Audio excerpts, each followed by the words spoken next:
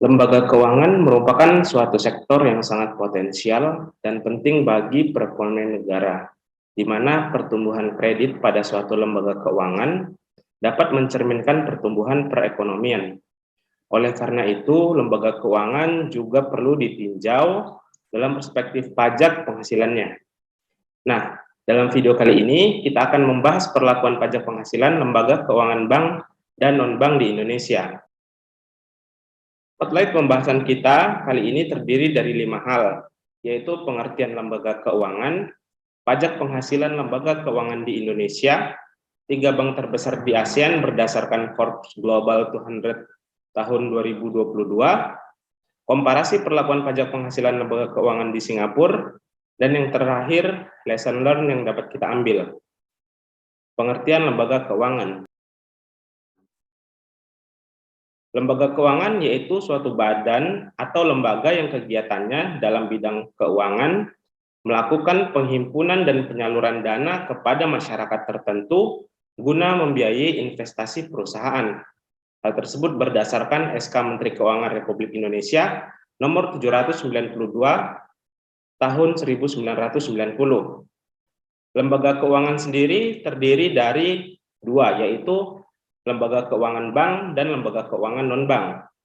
Menurut Profesor Ferenc Stuart tahun 2013, bank adalah suatu badan yang bertujuan untuk memuaskan kebutuhan kredit, baik dengan alat pembayarannya sendiri atau dengan uang yang diperolehnya dari orang lain, maupun dengan jalan memperedarkan alat-alat penukaran dan tempat uang giral.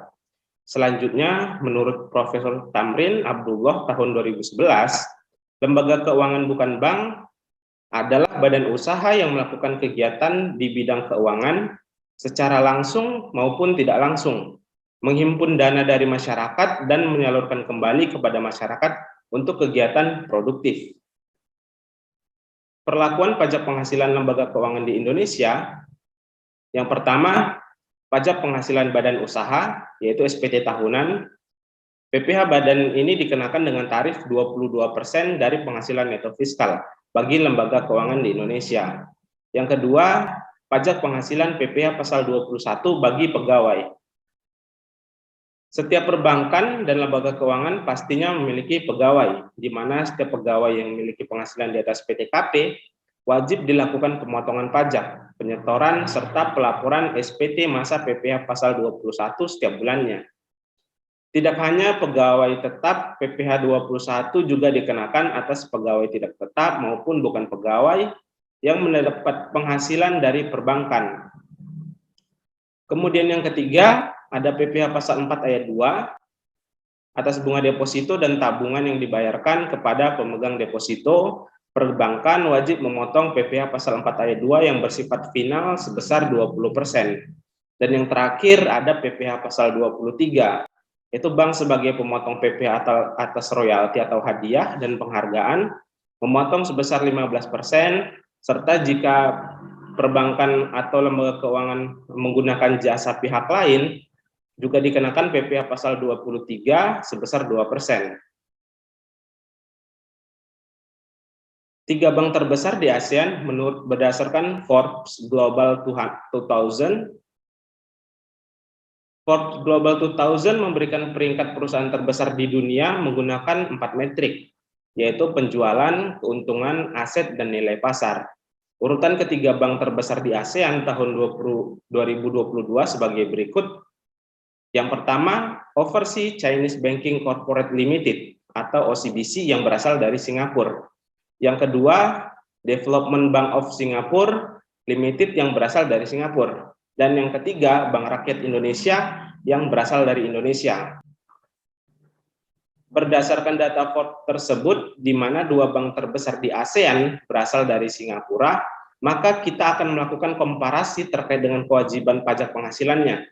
Menjadi pertanyaan bagi kita bersama, kenapa Singapura sebagai negara kecil memiliki 2 bank terbesar di ASEAN, dan apakah ada hubungannya dengan Indonesia jika dikaitkan dengan investasi dan perlakuan pajak penghasilannya? Perlakuan pajak penghasilan lembaga keuangan di Singapura. Pemerintah Singapura telah lama membuat kebijakan untuk mempromosikan Singapura sebagai layanan keuangan internasional. Langkah-langkah yang telah diambil pemerintah, termasuk kontrol regulasi yang ketat, untuk memastikan bahwa negara kredibilitas sebagai pusat jasa keuangan tidak terganggu. Terlepas dari kontrol regulasi, pemerintah telah menggunakan perpajakannya sebagai alat untuk menarik para bankir untuk mendirikan bank di Singapura. Layanan jasa keuangan merupakan pusat perekonomian bagi negara Singapura. Menyadari fakta ini, pemerintah menawarkan kepada bank iklim pajak yang menarik. Peter Tan dari Pricewaterhouse Singapura menjelaskan apa yang ditawarkan sudah lama menjadi kebijakan pemerintah Singapura untuk mempromosikan negaranya sebagai keuangan internasional dan pusat layanan keuangan internasional. Pemerintah mereka telah berhasil memposisikan Singapura sebagai pusat keuangan di ASEAN dan persaingannya dengan Hong Kong tidak dapat dihindari. Pemerintah Singapura telah menggunakan perpajakan sebagai alat untuk menarik para bankir untuk mendirikan bank di Singapura. Bank-bank di Singapura telah diberikan perlakuan pajak secara khusus, antara lain tarif pajak konsesi 10% atas penghasilan dari transaksi non-domestik yang memenuhi syarat, pembebasan pajak atas penghasilan dari fasilitas kredit, sindikasi yang disetujui, dan perlakuan pajak yang menguntungkan atau konsesional untuk bank yang disetujui. Manfaat tarif pajak perusahaan 10% ini jelas lebih menguntungkan jika dibandingkan dengan tarif pajak perusahaan domestik sebesar 17%. Namun, tarif pajak 10% hanya berlaku untuk pendapatan dari transaksi non-domestik yang memenuhi syarat. Praktek pajak lembaga keuangan di Singapura. Ada beberapa jenis tindakan pajak yang menguntungkan yang diberikan kepada bank-bank di Singapura. Tarif atau pengecualian yang lebih rendah diterima oleh lembaga keuangan sebagai berikut. Yang pertama, dibebaskan jika dibayarkan kepada pemerintah. Kemudian tarif yang dibebaskan yang lebih rendah jika diberikan oleh perusahaan industri yang disetujui. Dikecualikan jika dibayar oleh bank dan diterima oleh bank. Dikecualikan jika dibayar ke bank tapi terkait dengan perjanjian pinjaman pemerintah atau dibayarkan ke lembaga keuangan bank tertentu. Kemudian jika dibayarkan sehubungan dengan pinjaman atau hutang yang disetujui juga dikecualikan. Dikecualikan jika dibayarkan ke dana pensiun yang disetujui. Tarif yang lebih rendah jika dibayarkan kepada lembaga keuangan perusahaan asuransi atau dibayarkan sehubungan dengan hutang yang timbul penjualan secara kredit, baik peralatan, barang dagangan, ataupun layanan lainnya.